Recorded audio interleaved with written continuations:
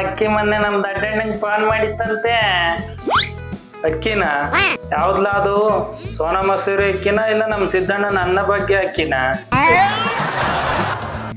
ನಿಂಗ್ ಬರೀ ಅನ್ನದ್ದೇ ಚಿಂತೆ.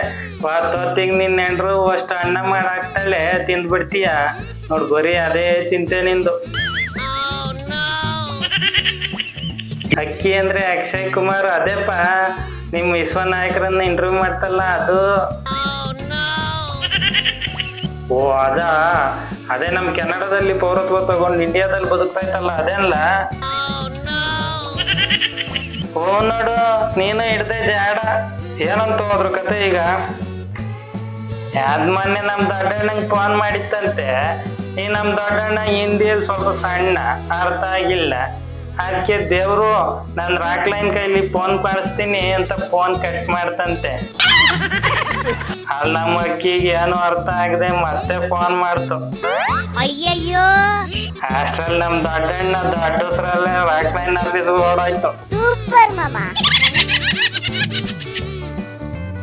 ನಿಧಾನ ಕಣೋ ದೊಡ್ಡ, ಯಾಕೆ ಹಿಂಗ್ ಓಡ್ತಾ ಬಂದೆ ಅಂತ ರಾಕ್ಲೈನ್ ದೊಡ್ಡಣ್ಣನ ವೆಲ್ಕಮ್ ಮಾಡ್ತಾ ನಮ್ ದೊಡ್ಡಣ್ಣ, ತಗೊಳಪ್ಪ ಅಕ್ಷಯ್ ಕುಮಾರ್ ಒಂದೇ ಸಮ ಫೋನ್ ಮಾಡ್ತಾನೆ, ನಿನ್ ಕಾಟ ಇರೋ ಸಕ್ಸಸ್ ನೋಡಿ ಸಿನಿಮಾ ಮಾಡಕ್ಕಿರ್ಬೇಕೇನೋ ಅಂತ ರಾಕ್ಲೈನ್ಗೆ ಫೋನ್ ಕೊಡ್ತಾ, ಅದು ಹಿಂದಿಯಲ್ಲಿ ಬೇಕು ಬರೋತು ಅರ್ಧ ಬರ್ಧ ಇಂಗ್ಲೀಷಲ್ಲೇ ಮಾತಾಡ್ತು.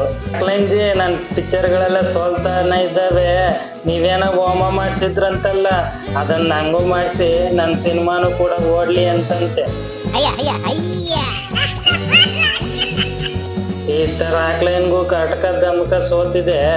ಅದೇ ನೆಪದಲ್ಲಿ ಪ್ರಭುದೇವ ಕೈಲಿ ನಿರ್ದೇಶನ ಮಾಡಿಸಿ ಅಕ್ಕಿನ ಹೀರೋ ಮಾಡಿ ಕನ್ನಡ ಹಿಂದಿ ಎರಡರಲ್ಲೂ ದುಡ್ಡು ಮಾಡೋಣ ಅಂತ ಮನ್ಸಲ್ಲಿ ಮಂಡಕ್ಕಿ ತಿನ್ಕೊಂಡು ಅಕ್ಕಿಗೆ ಹಲೋ ಅಕ್ಷಯ್ ಸರ್ ಅಂತ ಆ ಕಡೆ ಅಕ್ಷಯ್ ಮತ್ತೆ ಮತ್ತೆ ಕೇಳ್ತಾ ಇತ್ತ. ದೊಡ್ಡಣ್ಣ ವೆಂಕ ಇಬ್ರು ಸುಸ್ತ. ಅಯ್ಯಯ್ಯೋ, ಈಗೇನು ಅಕ್ಕಿಗೆ ಹೋಮ ಮಾಡಿಸ್ಕೊಡಲ್ವಂತ ಹಾಗಾದ್ರೆ? ಎಲ್ಲಣ್ಣ ಇಲ್ಲೇ ಮಾಡಿಸಿ ಅದರಿಂದ ಬಯಸ್ಕೊತಿದ್ದಾವೆ ಪಾಪ. ಇನ್ನು ಅಲ್ಲಿ ಬೇರೆ ಮಾಡಿಸಿ ಬಾಲಿವುಡ್ ಅಲ್ಲೂ ಬಯಸ್ಕೋಬೇಕಾ ಅಂತ ಮಾತಾಡದೆ ಫೋನ್ ಇಡ್ತಂತೆ.